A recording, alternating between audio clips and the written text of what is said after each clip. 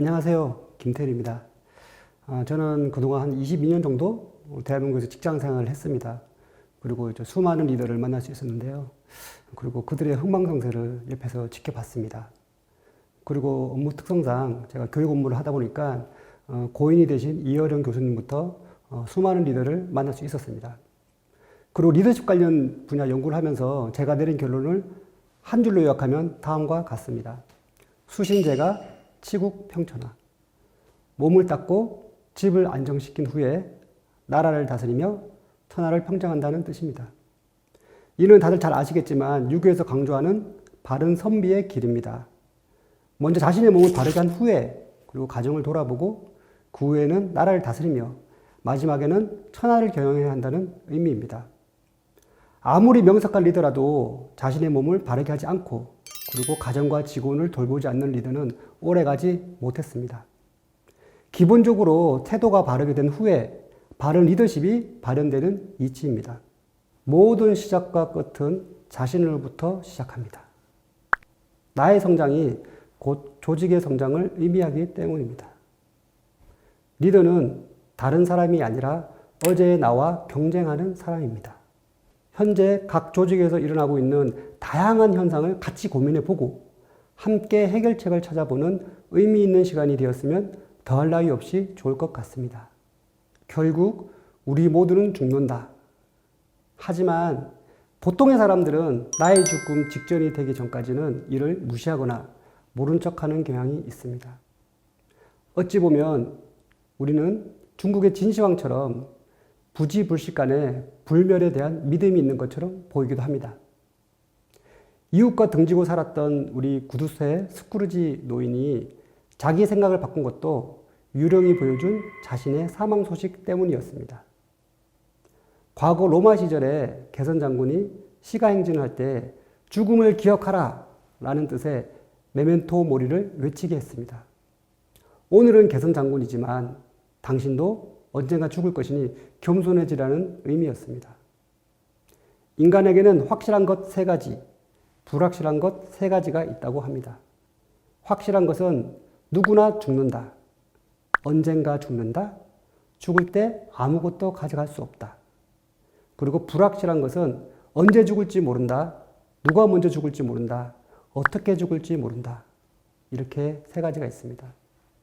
사실 우리는 모두 시한부 인생입니다. 그런 의미에서 죽음은 우리의 삶을 아주 농밀하게 만들어줍니다. 우리는 그동안 부장을 달기 위해 그리고 임원 승진을 하기 위해 CEO를 달기 위해 무조건 앞만 보고 달렸습니다. 지금부터는 좀 더 단단한 인생을 살기 위해 자신의 그간 삶을 좀 돌아보고 그리고 진정한 자아를 만나는 시간을 정기적으로 가져야 합니다. 복잡하고 바쁜 일상 속에서 리더라면 더욱더 자기 내면에 있는 진정한 자아를 만나는 시간을 매일매일 확보해야 합니다. 그래야만 세상 풍파에 흔들리지 않고 리더로서 내 인생의 주인공으로서 자신의 북극성을 찾아 나갈 수 있습니다. 회사에서는 리더일지라도 또한 우리는 집에서 배우자로서 할 일을 해야 하고 또 부모로서 자녀를 남들 못지않게 잘 키워야 합니다. 그리고 때로는 연로하신 부모를 모셔야 합니다. 조직 내에서 직장 상사를 받들고 후배들을 올바르게 이끌어야 합니다. 다양한 임무를 수행하다 보면 정작 우리 자신을 마주할 겨를이 없습니다. 우리가 잘 아는 애니메이션 쿵푸 팬더라는 영화가 있습니다. 저도 개인적으로 아주 재밌게 봤는데요. 우리 1편에서 주인공 판다, 포가 용의 전사로 변하는 가족 영화인데 특히 마지막 장면이 저는 많은 사람에게 울림을 주었다고 생각합니다. 온갖 고생 끝에 용문서를 구해서 탁 펼쳐보니까 고소가 되는 비법은 없고 백지에 거울만 달랑 붙어 있었습니다.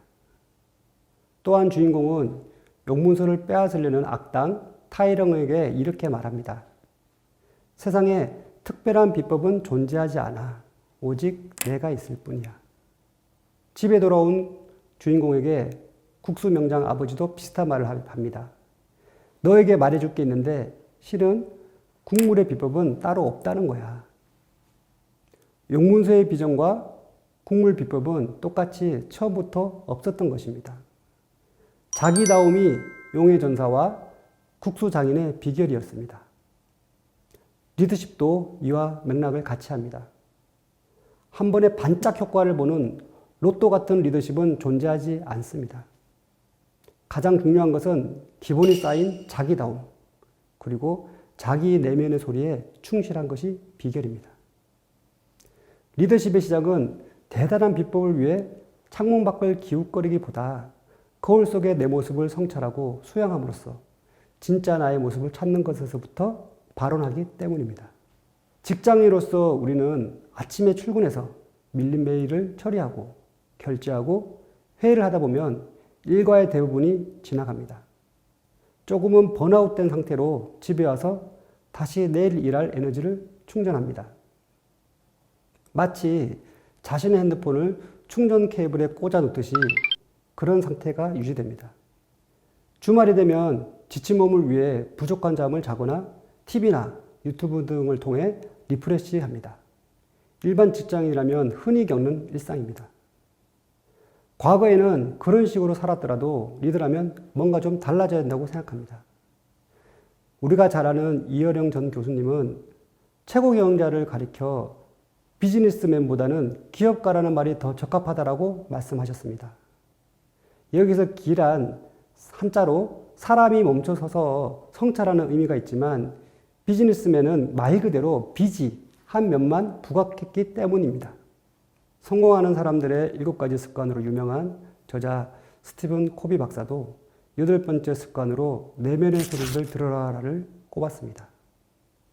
열정을 가지고 자신이 세상에 필요한 존재임을 느끼며 내면의 소리에 충실히 소명의식을 가지고 일할 때 우리는 진정한 성공에 이를 수 있을 것입니다. 애플의 CEO 스티브 잡스도 동양의 선의 매력에 푹 빠져서 아침 저녁으로 규칙적으로 명상하고 또한 그것이 창의력과 통찰력의 근간이 되었다고 고백한 바 있습니다. 애플은 물론 구글, 야후, 맥킨지, IBM 등 내노라 하는 대기업들이 명상교육을 운영하거나 명상실 같은 공간을 마련해서 직원들의 마음을 체계적으로 관리하고 있습니다. 자신과의 대면을 통해 개인의 변화를 시작으로 조직과 더 나아가 자신이 소속된 사회와 세계를 변화시킬 에너지를 모을 수 있을 것입니다. 이런 과정을 통해 자신은 물론 직장 동료들, 더 나아가 소중한 고객들까지 우리는 사고를 확장할 수 있기 때문입니다. 그렇다면 자기 탐험의 시작은 무엇일까요? 우리는 자신을 잘 아는 것 같지만 실제로는 잘 알지 못합니다. 바쁜 일상으로 인해 나의 적성이 무엇인지, 내가 정말 하고 싶은 것이 무엇인지 잘 모르는 사람들이 너무 많습니다. 세상에서 만나기 가장 힘든 사람은 유명 연예인이 아니라 자기 자신이라는 말이 있습니다. 리더라면 하루라도 빨리 자신을 내 인생의 주인공으로 선포해야 합니다. 그것은 개인적인 다이어를 사용하든 미라클 모닝을 통해 성찰의 시간을 따로 가지든 자신만의 리추얼을 만들든 자신을 찾아 떠나는 여정을 하루빨리 시작해야 합니다. 그래야만 직장에서도 가정에서도 올바르게 자리 설 수 있습니다. 이것이야말로 수신, 즉 나의 몸을 바르게 하는 첫 단추이기 때문입니다.